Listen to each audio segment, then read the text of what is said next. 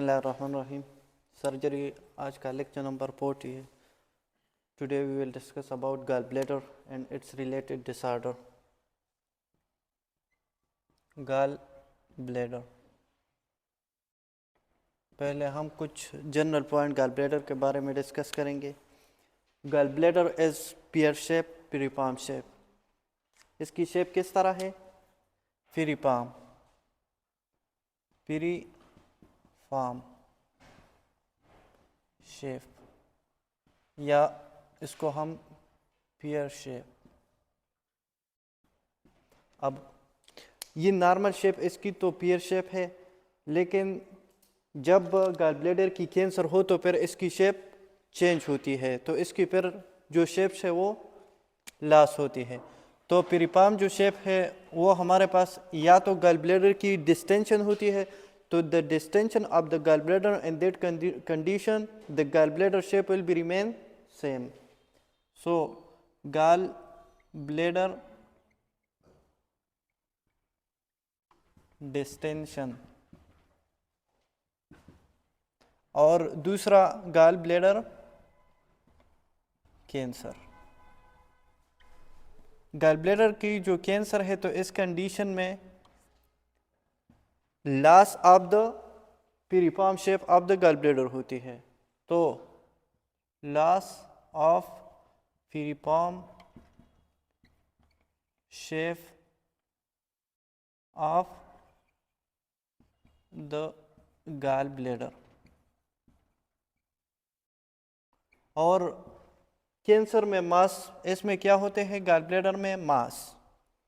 Distension तब होती है जब कॉमन बाइल डक्ट ब्लॉक हो, सिस्टिक डक्ट ब्लॉक हो तो ऑब्स्ट्रक्शन की वजह से होती है, और या जो एम्पोला है या हेड ऑफ पेंक्रियास में ट्यूमर हो या एम्पोला ऑपरेटिव पीरी एम्पोलर कैंसर जो हो तो उसकी वजह से भी ये डिस्टेंट हो सकते हैं, enlargement of the gall bladder. तो कौन सी कंडीशन की वजह से होती है गॉल ब्लैडर की डिस्टेंशन? एक तो ऑब्स्ट्रक्शन ऑफ सीबीडी, दूसरा पीरी का मतलब है अराउंड एम्पोलर, एम्पोलर का मतलब है एम्पोला ऑपरेटर, पीरी एम्पोलर कैंसर। इसके इर्द गिर्द अगर ट्यूमर है तो इसकी वजह से भी गॉल ब्लैडर की डिस्टेंशन हो सकती है। अब इस कंडीशन में ये तो जब बैकवर्ड फ्लो होगी बाइल की तो इसकी सिर्फ शेप इनलार्ज होगी, लेकिन पिरिफॉर्म शेप इसकी मेंटेन रहेगी। तो इसमें क्या होते हैं? Retain its piriform shape.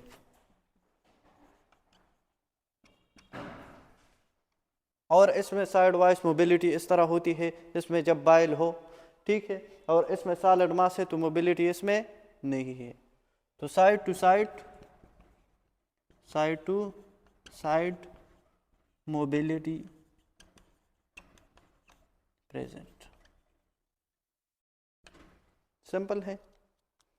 एक तो या तो गॉल ब्लैडर की डिस्टेंशन होगी, डिस्टेंशन तब होगी जब ऑब्स्ट्रक्शन हो, तो इस कंडीशन में जब ऑब्स्ट्रक्शन ऑफ सीबीडी हो तो उसकी वजह से ऑब्स्ट्रक्टिव जॉन्डिस होगी और enlargement of the gall bladder, लेकिन इसकी शेप पियर शेप होगी। अब जो पेरी एम्पोलर कैंसर है तो इसकी वजह से ये ट्यूमर ऑब्स्ट्रक्ट कर सकता है कॉमन बाइल डक्ट को और बाइल वापस जाएगी, तो उसकी वजह से गॉल ब्लैडर की डिस्टेंशन हो सकती है, लेकिन इसकी शेप मेंटेन रहेगी और साइड टू साइड मोबिलिटी इसमें होगी। अब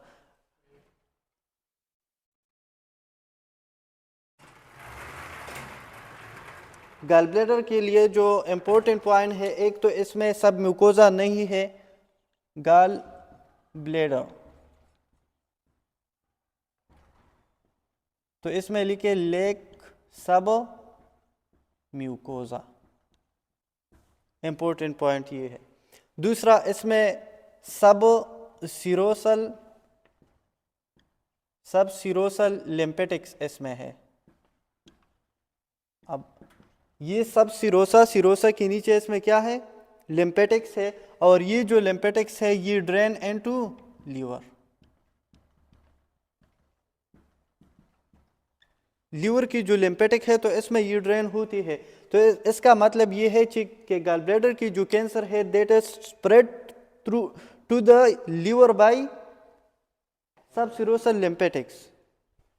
तो अब ये ड्रेन इनटू लीवर, तो इसकी वजह से लीवर की गॉल ब्लैडर की जो कैंसर है, gall bladder cancer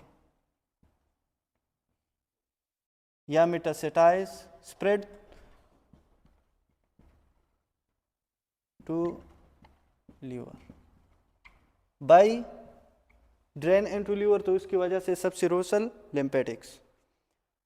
gall bladder की कैंसर सबसिरोसल लिम्फेटिक के थ्रू लीवर में मेटास्टेसाइज हो सकते हैं। अब ये हमारे पास क्या है, गॉल ब्लैडर है, और गॉल ब्लैडर की ये नेक है, और ये क्या है, सिस्टिक डक्ट है। ये है सिस्टिक डक्ट और ये है गॉल ब्लैडर। अब इन दोनों के बीच में तो कोई स्फिंक्टर होगी, और इस स्फिंक्टर का नाम क्या है, यहाँ पे ये जो स्फिंक्टर है, स्फिंक्टर ऑफ लटकन, इस स्फिंक्टर का नाम क्या है, स्फिंक्टर ऑफ लटकन।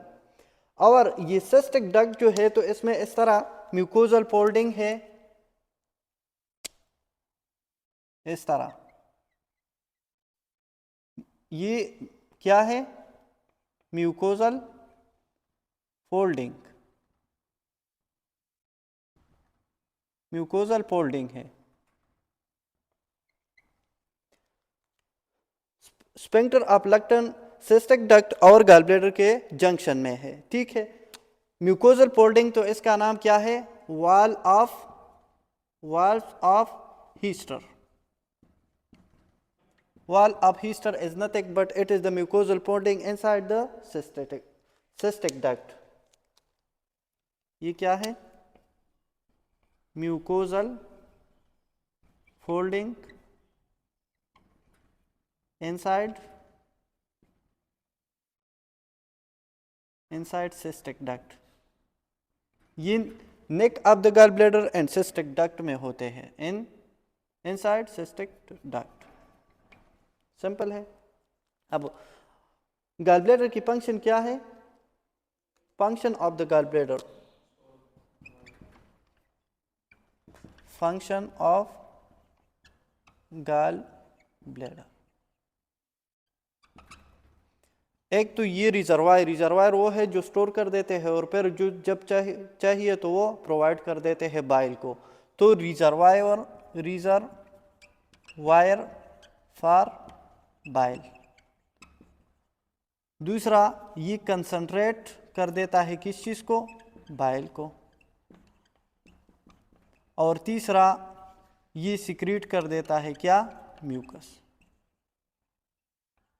तो ये पॉइंट इनके लिए इंपॉर्टेंट है।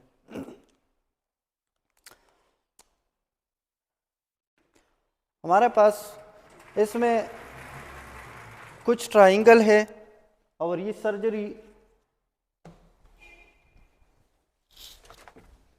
के लिए इंपॉर्टेंट है।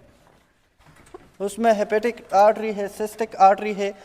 तो during surgery a surgeon should be aware about these triangle.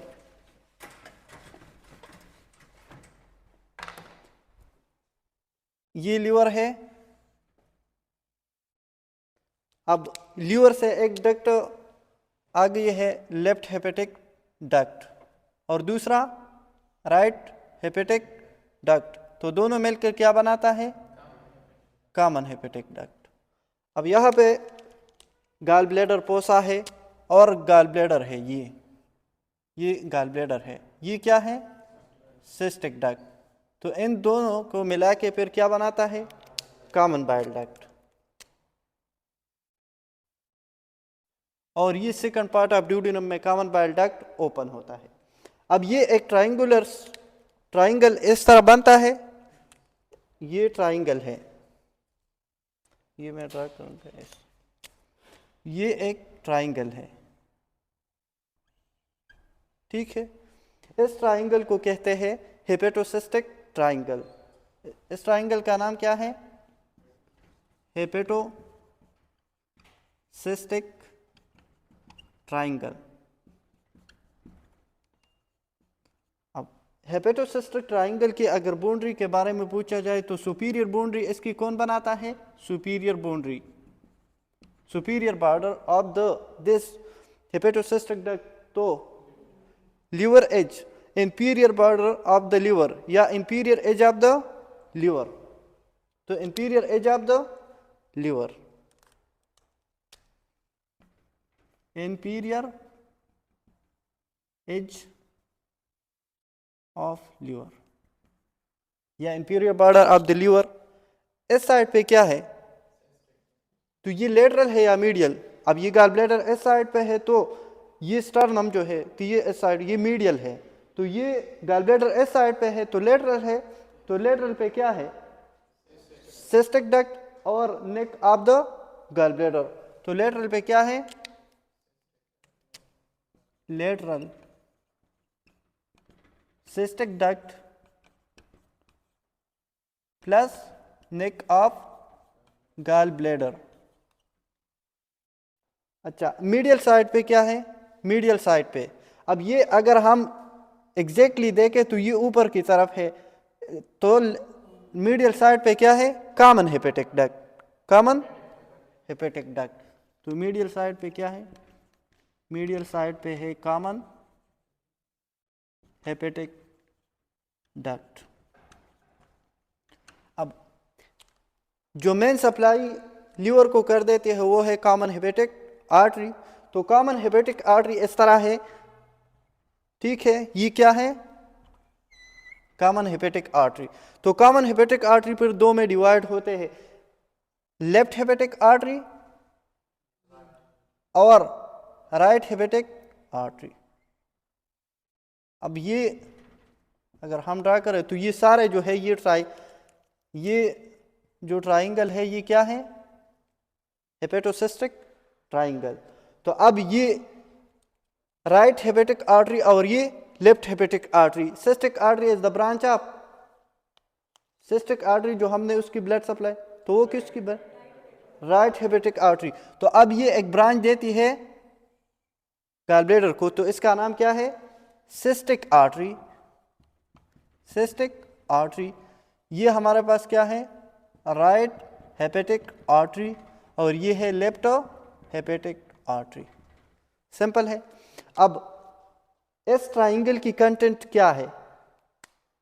यहां पे हमारे पास एक और बात, यहां पे लिम्फ नोड्स है, यहां पे क्या है? लिम्फ नोड्स, और इस लिम्फ नोड्स को सिस्टिक लिम्फ नोड कहते हैं, सिस्टिक लिम्फ नोड। तो इस लिम्फ नोड को कहते हैं नोड ऑफ लुंड्स। जब सर्जरी करते हैं तो सर्जन को पता होता है कि यहाँ पे क्या क्या चीजें हैं। अब यहाँ पे एक तो है इसकी कंटेंट में क्या है? कंटेंट ऑफ हेपेटोसिस्टिक ट्राइंगल, तो इसकी कंटेंट इसकी क्या है? इसमें राइट हेपेटिक आर्टरी है, तो इसमें एक लिख ले first number, right hepatic artery. दूसरा सिस्टिक आर्टरी, तीसरा नोड ऑफ लुंड्स, नोड ऑफ लुंड्स। तो ये इसकी कंटेंट है। अब कभी कभार इस तरह होता है, ये नॉर्मल कंडीशन में राइट हेपेटिक आर्टरी इस तरह है, लेकिन कभी कभार ये जो राइट हेपेटिक आर्टरी है, राइट हेपेटिक आर्टरी, ये टार्चुअस शेप होता है इस तरह, टार्चुअस शेप, ठीक है। अब ये टार्चुअस शेप है और फिर ये ब्रांच देती है इन द हेपेटोसिस्टिक ट्राइंगल। तो अब नॉर्मली तो इस कंडीशन पे था तो ड्यूरिंग सर्जरी, ड्यूरिंग कोलेस्टेक्टोमी इसकी इंजरी होने के चांसेस कम थे। अब ये टार्चुअस है और हेपेटोसिस्टिक ट्राइंगल, तो अब इसकी इंजरी के चांसेस ज़्यादा है, तो ब्लीडिंग होगी। इस कंडीशन को कहते हैं मुयनिहान हम्प, जब tortuous, sometime the right hepatic artery become tortuous and the hepatocystic duct in a hepatocystic triangle, and that condition is known as Moynihan hump. ये tortuous right hepatic artery को इस triangle में मोइनिहान हम कहते हैं। तो ये क्या है, इसमें लिख रहे इस तरह, sometime the right hepatic artery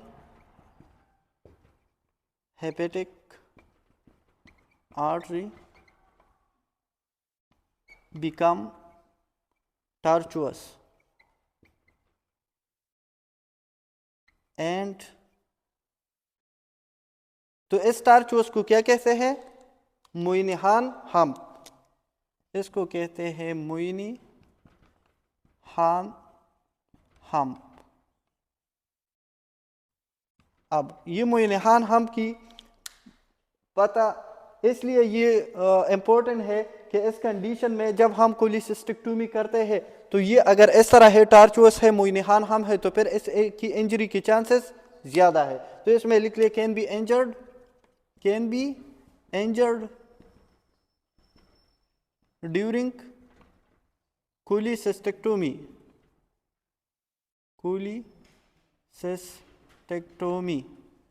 और इसकी वजह से फिर क्या होगी, bleeding. So that is important part there. अब एक और ट्राइंगल है Calot's triangle. Calot's triangle and hepatocystic triangle is not the same.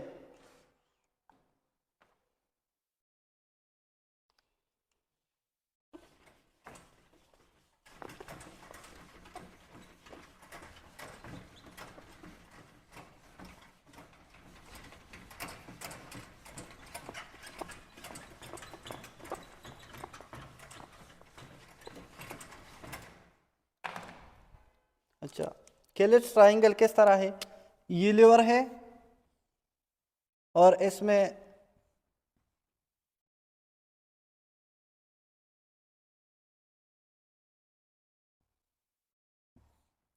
अब ये क्या है, चलो मैं इसको ब्लैक से ड्रा कर देता हूँ। Common hepatic artery, left hepatic artery, right hepatic artery और फिर सिस्टिक आर्टरी। तो अब ये सिस्टिक आर्टरी जो है तो इनके नीचे एक ट्राइंगल बनता है, इसके नीचे क्या है, ये ट्राइंगल है, इस ट्राइंगल को कहते हैं केलेट्स ट्राइंगल। ये ट्राइंगल क्या है, केलेट्स ट्राइंगल। इसकी बाउंड्री क्या है, सुपीरियर बाउंड्री,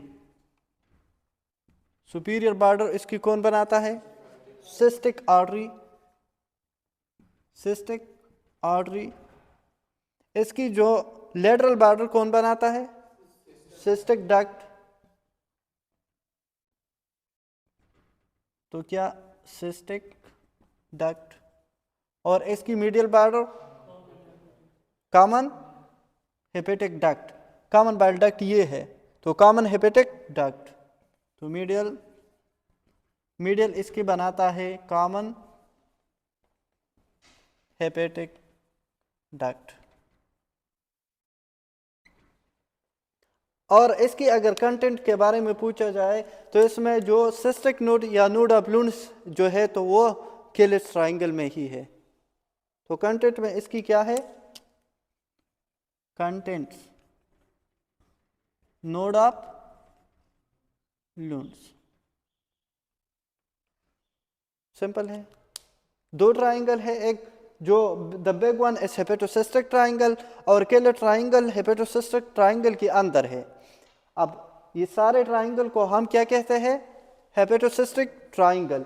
अगर हम हेपेटोसिस्टिक ट्राइंगल को सिर्फ सिस्टिक आर्टरी के नीचे एक और ट्राइंगल इधर बनता है और इसका नाम क्या है, केलेट्स ट्राइंगल। तो ये सिस्टिक आर्टरी और इसकी मीडियल बॉर्डर सिस्टिक डक्ट है और लेटरल बॉर्डर सिस्टिक डक्ट है और मीडियल बॉर्डर इसकी कॉमन हेपेटिक डक्ट है। अच्छा, इसके बारे में हम कौन कौन सी कंडीशन में इसकी गॉल ब्लैडर की हो सकते हैं। गॉल ब्लैडर में तो स्टोन बन सकते हैं, गॉल स्टोन,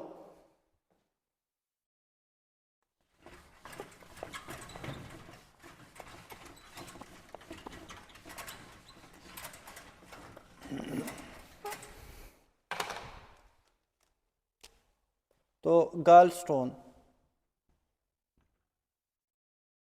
इसका दूसरा नाम क्या है? कूली, लिथियसिस।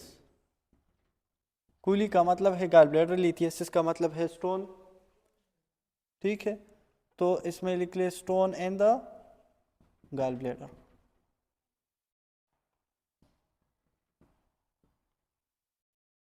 अब ये स्टोन हमारे पास 3 किस्म की है। कितने टाइप की है स्टोन? एक कोलेस्ट्रॉल स्टोन, दूसरा पिगमेंटेड स्टोन, और तीसरा मैक्स स्टोन। पिगमेंटेड का मतलब है कलर स्टोन।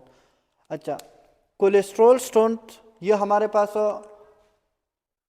कोलेस्ट्रॉल जो स्टोन है ये ज़्यादातर सैलेटरी होता है और इसमें 90% से ज़्यादा क्या होते हैं? Cholesterol content. But pigmented stone पर हमारे पास 2 टाइप की है, या तो ये ब्राउन होगी या ब्लैक। इसमें फिर 2 टाइप हैं, ब्राउन स्टोन और या ब्लैक। अगर स्टोन ब्राउन है तो इसका मतलब है ये इन्फेक्शियस स्टोन है, इन्फेक्शन ऑफ द बाइल की वजह से है। तो ये ब्राउन जो है ये इन्फेक्शियस, इसकी वजह क्या होती है? इन्फेक्शन।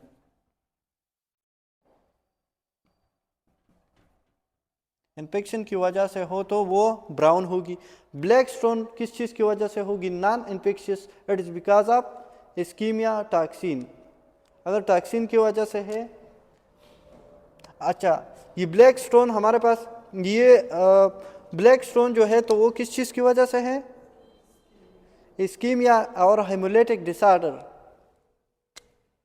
ये हेमोलिटिक डिसऑर्डर की वजह से होती है, हीमोलिटिक डिसऑर्डर। हेमोलिटिक डिसऑर्डर में, हेमोलिटिक डिसऑर्डर मतलब G6PD डिफिशियंसी है, हेरिडेटरी सेपेरोसाइटोसिस है, सिकल सेल एनीमिया है। तो इसमें आरबीसी की डिस्ट्रक्शन होती है, इसकी वजह से ज़्यादा बिलिरुबिन बनेगी और ज़्यादा बिलिरुबिन की वजह से ये स्टोन। बाइल में हमारे पास बिलिरुबिन है, कोलेस्ट्रॉल है, तो कोलेस्ट्रॉल ज़्यादा हो तो कोलेस्ट्रॉल स्टोन, बिलिरुबिन ज़्यादा हो तो ब्लैक स्टोन। तो ये ज़्यादा किस चीज़ की वजह से होती है? G6PD deficiency, hereditary सेपेरोसाइटोसिस।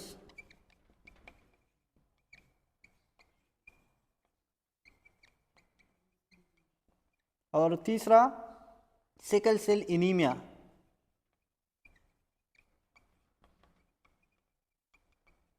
ठीक है, और ये infection of the bile toxin और इसकी वजह से होती है। अब मैक्स स्टोन जो है इसमें लिख ले most common stone in the Asia, तो फिर pigmented stone. Most common overall max stone, इसके लिए जो इंपॉर्टेंट पॉइंट है वो मोस्ट कॉमन स्टोन ओवरऑल और most common stone in Asia.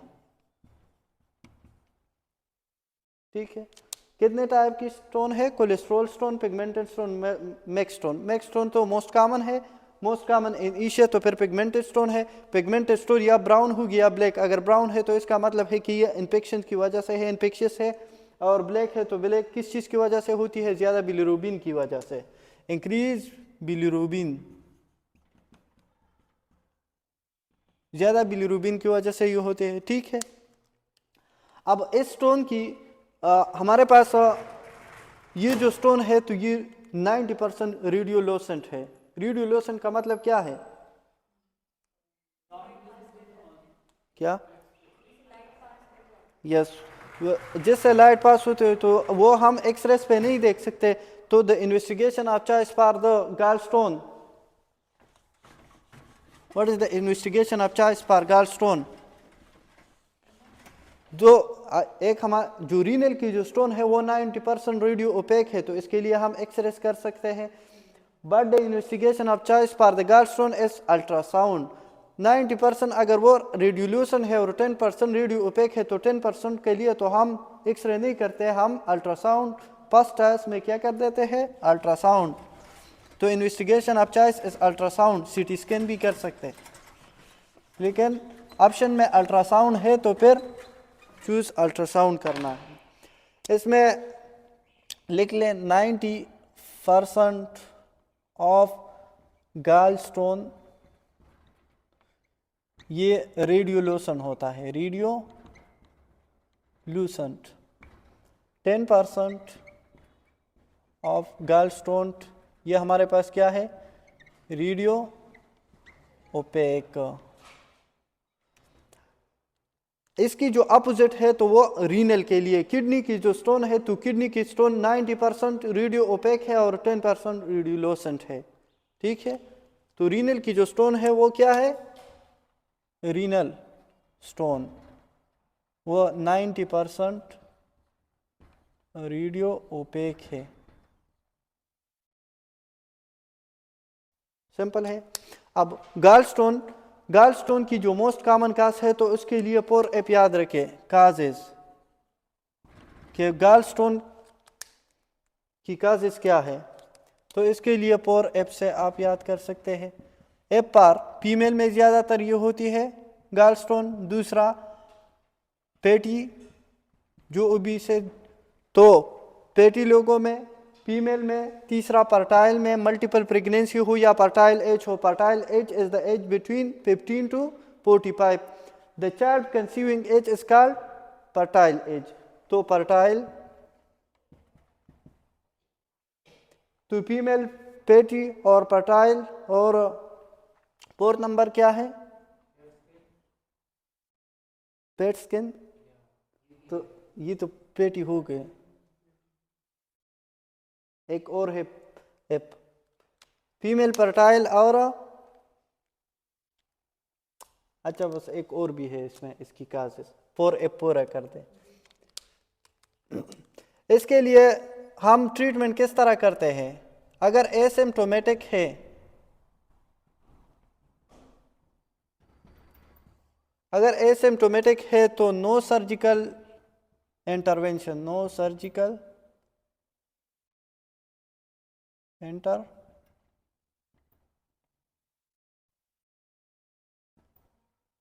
अच्छा एक्सेप्ट हम कब तब करेंगे, except gallbladder is the source for staphylococcus aureus. अगर स्टेफाइलोकोकस ओरियस की कैरियर है तो हम फिर गॉल को रिमूव करेंगे। तो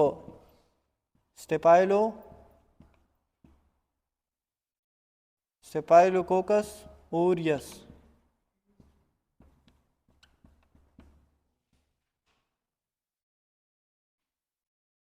अच्छा इसमें जो पोर है तो वो पर 40 एज के ज़्यादातर 40, फर्टाइल एज भी 15 से 45 तक है, लेकिन मल्टीपल प्रेगनेंसी हो तो उसकी वजह से गॉलस्टोन की चांसेस ज़्यादा है। अगर सडन मतलब जब हम बीरियाट्रिक सर्जरी करते हैं तो बीरियाट्रिक सर्जरी में वेट लॉस होती है तो लिपिड जो है तो लिपिड की भी डिस्ट्रक्शन होती है तो उससे पेट बनते हैं, और फैटी एसिड, कोलेस्ट्रॉल, तो कोलेस्ट्रॉल की वजह से भी स्टोन हो सकते हैं। तो बीरियाट्रिक सर्जरी के दौरान भी ये गॉलस्टोन को रिमूव कर देते हैं क्योंकि उसमें फिर स्टोन की चांसेस ज़्यादा है। दूसरा तो स्टेफाइलोकोकस कैरियर है, स्टेफाइलोकोकस इन्फेक्शन है, तो इस कंडीशन में द रिजर्वायर पर स्टेफाइलोकोकस बैक्टीरिया इज गॉलस्टोन, तो इस कंडीशन में हम ये रिमूव कर देते हैं। दूसरा porcelain gall bladder, porcelain gall bladder, porcelain gall bladder का मतलब क्या है, calcification of the wall of the gall bladder is called porcelain gall bladder. अगर गॉल ब्लैडर की जो वॉल है उसकी कैल्सिफिकेशन हो जाए, कैल्शियम डिपॉजिट हो जाए इसके वॉल पे, तो फिर increase risk of the cancer, तो इसकी वजह से भी हम इसके लिए कोलिसिस्टेक्टोमी कर देते हैं। तो इसमें लिख ले calcification of wall of gall bladder, because increase risk for cancer. तीसरा, अगर मल्टीपल स्टोन है, ये अगर मल्टीपल स्टोन है तो फिर हम ये गॉल ब्लैडर को रिमूव कर देते हैं। तो तीसरा क्या है, मल्टीपल स्टोन। अगर स्टोन की साइज 2 सेंटीमीटर से ज़्यादा है, इतना बड़ा स्टोन है, तो फिर भी हम गॉल ब्लैडर को रिमूव कर देते हैं। तो स्टोन ग्रेटर देन 2 सेंटीमीटर। अच्छा, अगर गॉल ब्लैडर में स्टोन है और स्टोन के साथ साथ क्या है, सिस्ट, सिस्ट भी है और स्टोन भी है, तो फिर भी हम ये रिमूव कर देते हैं। तो gall bladder cyst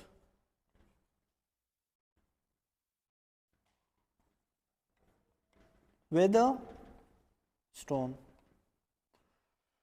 during bariatric surgery. तो बेरियाट्रिक सर्जरी तो हमने बताया कि इसकी वजह से sudden reduction of the weight होती है, तो इसकी वजह से पेट्स जो है, तो पेट्स की भी क्या होगी, कैटाबॉलिज्म डिस्ट्रक्शन, उसकी वजह से कोलेस्ट्रॉल और फैटी एसिड बनेगी, तो इसकी वजह से भी स्टोन हो सकते हैं। तो स्टोन की चांसेस ज़्यादा है, तो फिर दोबारा इसके लिए या तो सर्जरी करेंगे या पहले से हम रिमूव कर देंगे। तो ड्यूरिंग बेरियाट्रिक सर्जरी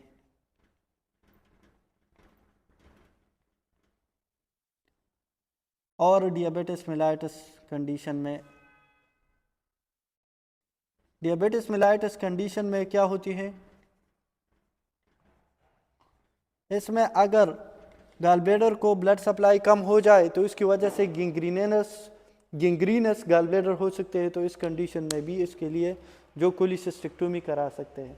अब इसकी मैनेजमेंट हम किस तरह करते हैं गॉल स्टोन की।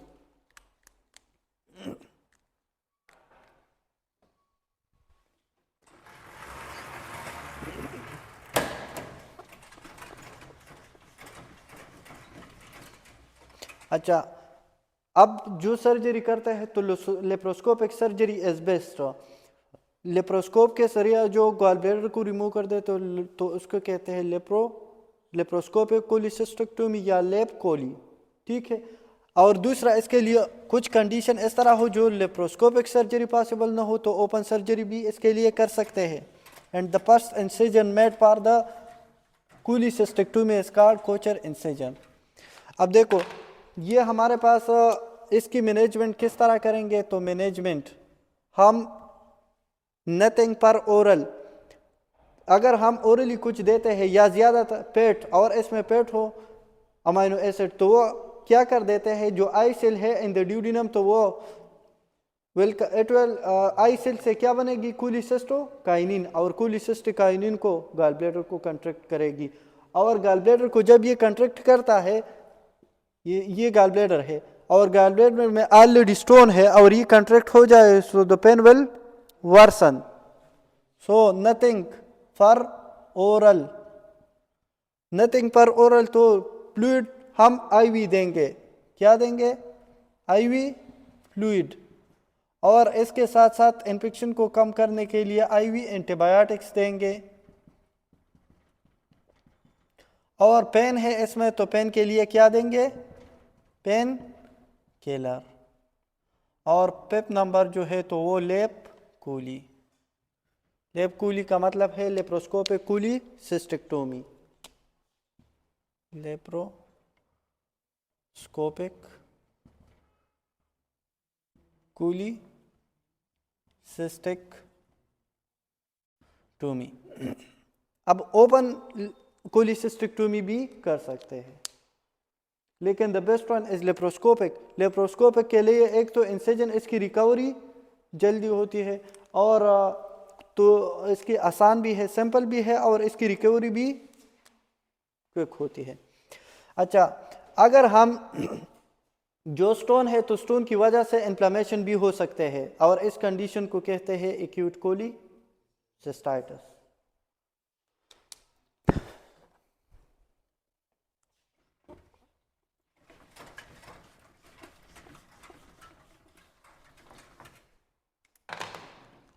acute cholecystitis, coli,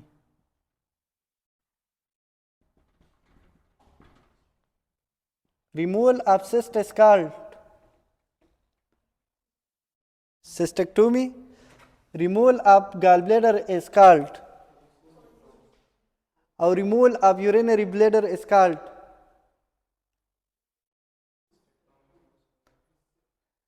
अच्छा, इसके लिए सिस्टिक इंसिजन मोस्टली यूज होता है। फिर ये कंफ्यूज हो गया, मैंने तो पिछले लेक्चर में लिखा था कि सिस्टेक्टोमी, जो हम हाइड्रेटेड सिस्ट रिमूव कर देते हैं तो सिस्टेक्टोमी या पार्शियल पेरिसिस्टेक्टोमी।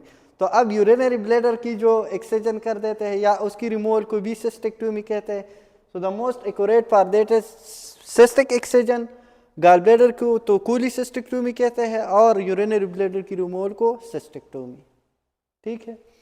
एक्यूट कोलिसिस्टाइटिस, कोलिसिस्टाइटिस का मतलब ये कोलिसिस्टाइट, इस पे कोलिसीसी के कोलिसिस्टोकाइनिन काम कर देता है गॉल ब्लैडर पे, तो कोलिसिस्टाइटिस, और इसमें सिस्टिक डक्ट है।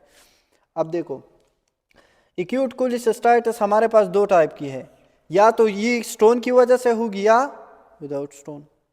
तो किस चीज की वजह से? कैलकुलस, कैलकुलस, कैलकुलस का मतलब है स्टोन, कैलकुलस एक्यूट कोलिसिस्टाइटिस। और दूसरा जो है ए calculus acute cholecystitis.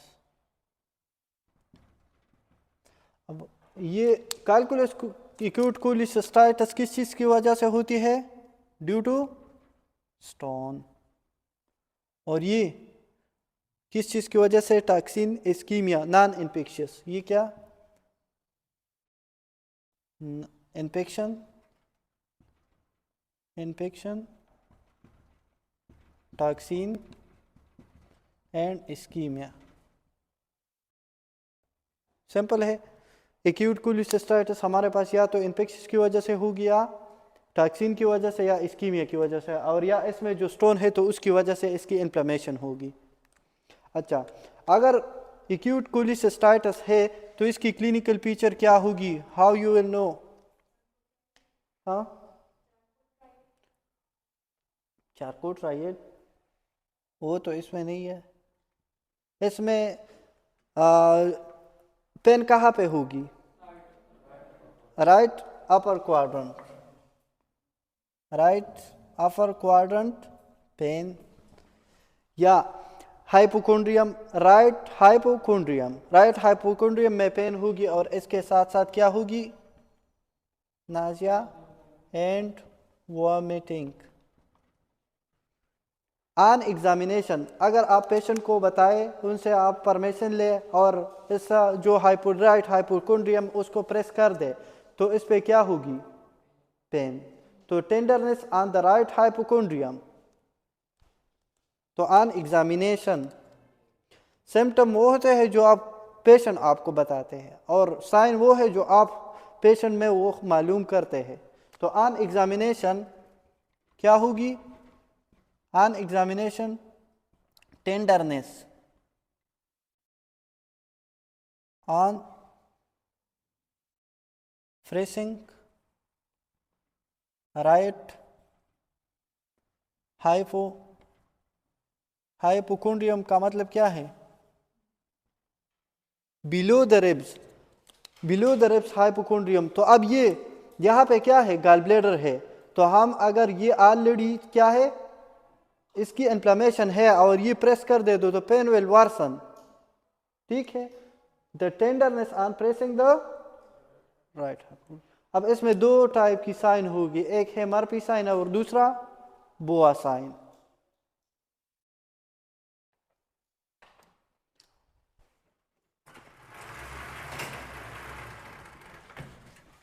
What is Murphy sign?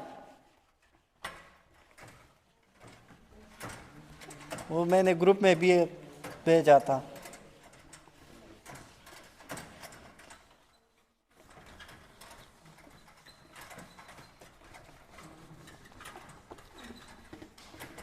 मरपी sign क्या है?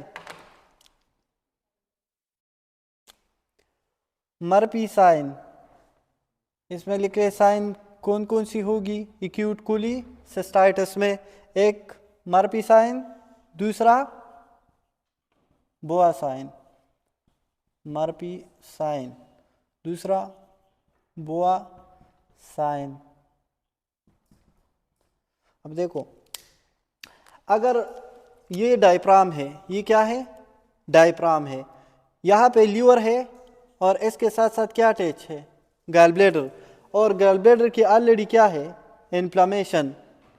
अब during inspiration the diaphragm move upward और downward? During inspiration downward, so the diaphragm will move downward. अब आप पेशेंट को बताए कि take a deep breath and press the right hypochondrium, इस तरह ये प्रेस कर दे तो ये ऊपर जाएगी और डायफ्राम के साथ फिर ये टच होगी। ड्यूरिंग इंस्पायरेशन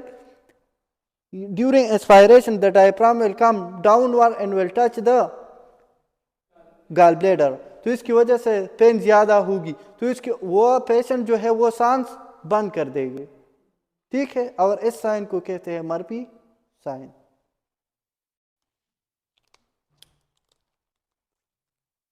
तो इसमें लिखिए ask the patient to take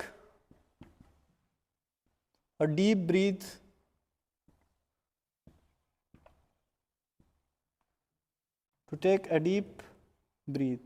and press the right hypochondrium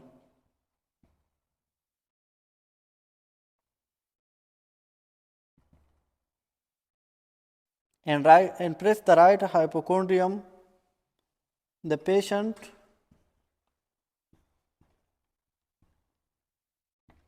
will hold या catch the breath, hold the breath due to pain. Simple है।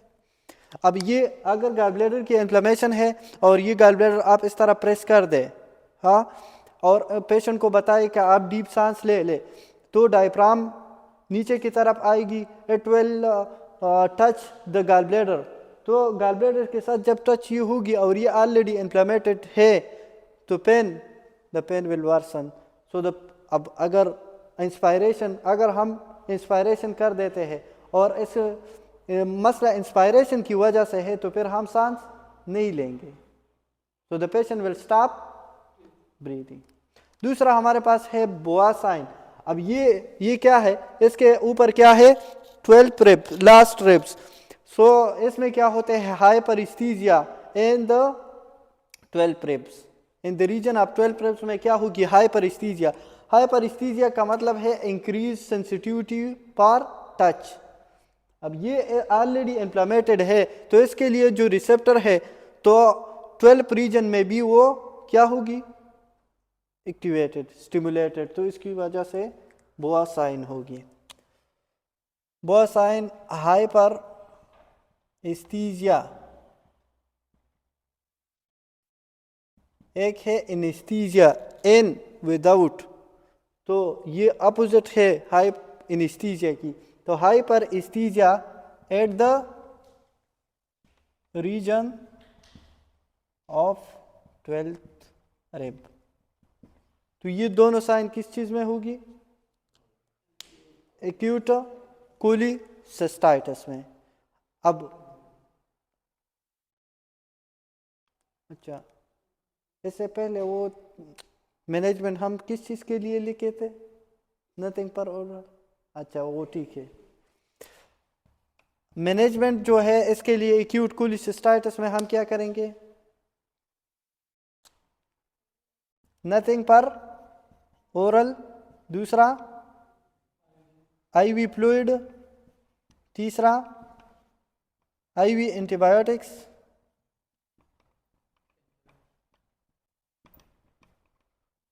तीसरा पेन किलर, और इसके साथ साथ कूली सिस्टेक्टोमी, कूली सिस्टेक्टोमी या लेप coolie cystectomy, laparoscopic coolie cystectomy.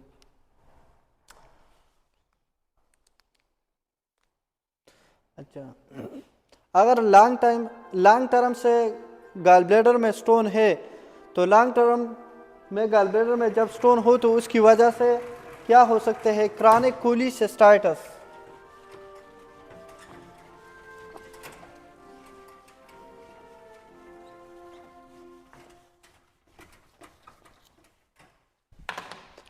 Chronic cholecystitis, chronic cholecystitis, इसमें लिख ले मोस्ट कॉमन काज इसकी क्या है? गाल स्टोन। लॉन्ग टर्म से गाल स्टोन है और वो हम रिमूव नहीं करते तो इसकी वजह से हो सकते हैं क्या? Chronic cholecystitis. Chronic cholecystitis investigation of choice for acute cholecystitis is ultrasound. Investigation of choice for chronic cholecystitis is ultrasound. Investigation of choice for gallstone is ultrasound. ठीक है। अच्छा, सीटी स्कैन तो हम कर सकते हैं एलईडी, लेकिन पहले हम क्या करेंगे? एक्सरे, अल्ट्रासाउंड, इस तरह तो जाते हैं तो अल्ट्रासाउंड। तो मोस्ट कॉमन काज क्या है? गॉलस्टोन। अब इसमें क्या साइन होगी अल्ट्रासाउंड पे या सीटी स्कैन पे? वॉल एको शेडो साइन। वॉल एको शेडो साइन इस तरह है, यहाँ पे ये क्या है? गॉल ब्लैडर, यहाँ पे स्टोन है, और आप ये जब अल्ट्रासाउंड में देखें तो ये इस तरह एक शेडो सा होगी, तो इसको कहते हैं वॉल एको शेडो साइन। तो क्रॉनिक कोलिसिस्टाइटिस में हम मैनेजमेंट किस तरह करेंगे? तो सिंपल, क्या? लेप कोलिसिस्टेक्टोमी, लेप को लेप्रोस्कोपिक कोलिसिस्टेक्टोमी, और रिमूव कर देंगे। तीसरा जो कंडीशन है तो वो है हमारे पास emphysematous cholecystitis. Emphysematous, what is emphysematous cholecystitis? इसका मतलब है कि ये रिस्पायरेशन के साथ, emphysema is the problem of lung, तो इसमें कुछ ना कुछ ईयर के साथ रिलेटेड होगी। हाँ, अब एम्पाइसीमेटस कोलिसिस्टाइटिस इसकी जो काज है, काजिटिव ऑर्गेनिज्म पर एम्पाइसीमेटस कोलिस ऑर्गेनिज्म, तो वो ज़्यादातर क्या है? Causes clostridium, clostridium species. अब इसकी क्लिनिकल फीचर में एक तो पेन होगी, दूसरा इन्फेक्शन है तो प्योर होगी, और इसमें सेप्सिस। इसमें जो इम्पोर्टेंट पॉइंट है वो क्या है? Gas in the gall bladder, gas in the gall bladder और वॉल ऑफ गॉल ब्लैडर। अच्छा, so how you will know that there is a gas in the gallbladder? या जो गैस है तो वो एक्सरेस पे क्या नजर आएगी? ब्लैक। तो गैस इन द गॉलब्लैडर और वॉल ऑफ द गॉलब्लैडर, और इसके लिए फिर हम क्या करते हैं? एम्पाइसीमेटस कोलिसिस्टाइटिस के लिए भी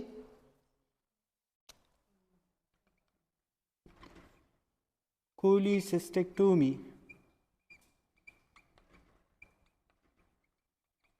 ठीक,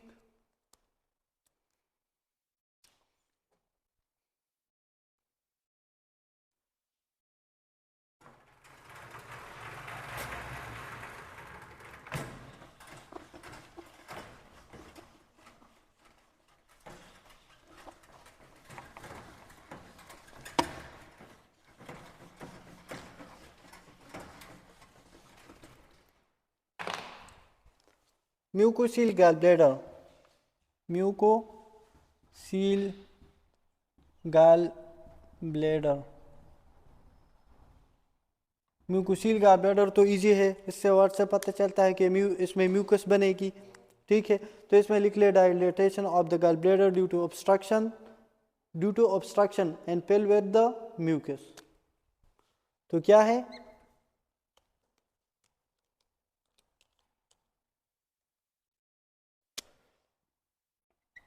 dilatation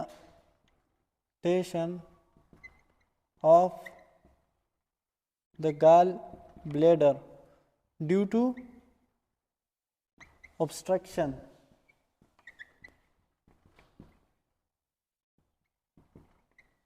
ये ऑब्स्ट्रक्शन ज़्यादातर हार्टमन पाउच में होती है। अभी देखो ये गॉल ब्लैडर है, तो अगर ये ऑब्स्ट्रक्टेड हो तो फिर ये बाइल या जाएगी,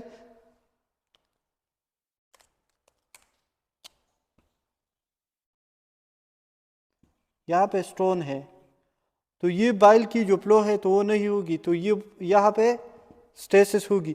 तो फिर ये जो गॉल ब्लैडर की वॉल है ये बाइल को एब्जॉर्ब कर देती है। बाइल क्या कर देती है? एब्जॉर्ब। और इंस्टेड ऑफ द बाइल फिर ये क्या सिक्रीट कर देते हैं? म्यूकस। तो गॉल ब्लैडर फिर म्यूकस से फिल्ड होते हैं। Dilatation of the gall bladder due to obstruction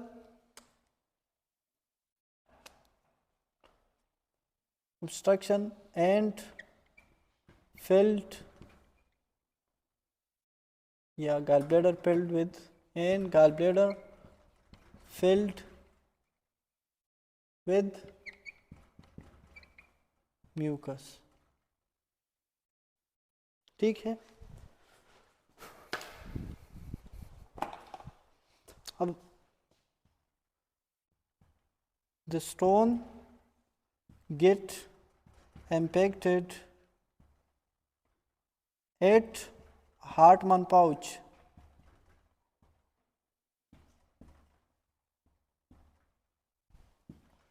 अगर स्टोन है, स्टोन की वजह से क्या है? The bile absorption, the bile will absorbed by gallbladder wall and mucus will secrete it।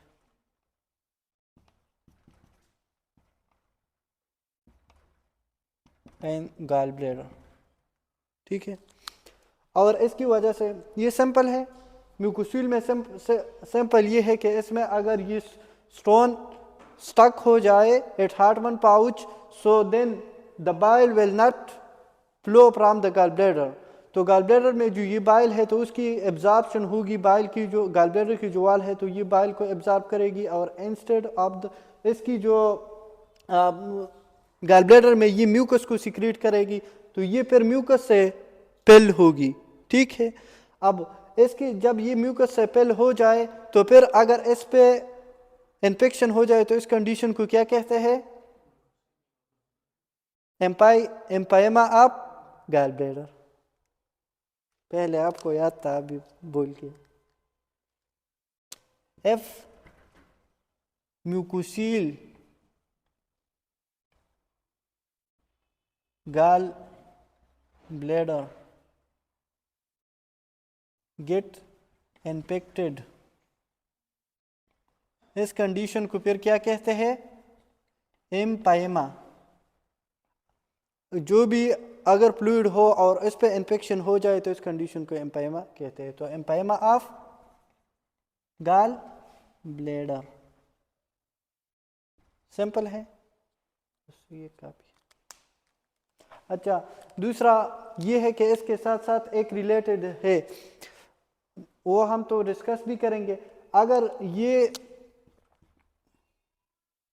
Gall bladder है और ये कॉमन हेपेटिक डक्ट है, यहाँ पे स्टोन हो और ये स्टोन कॉमन हेपेटिक डक्ट को ऑब्स्ट्रक्ट कर दे तो फिर इस कंडीशन को कहते हैं मेरेजी सिंड्रोम। ये अलग है इसके साथ। ठीक है, तो चलो वो हम डिस्कस करेंगे कल से।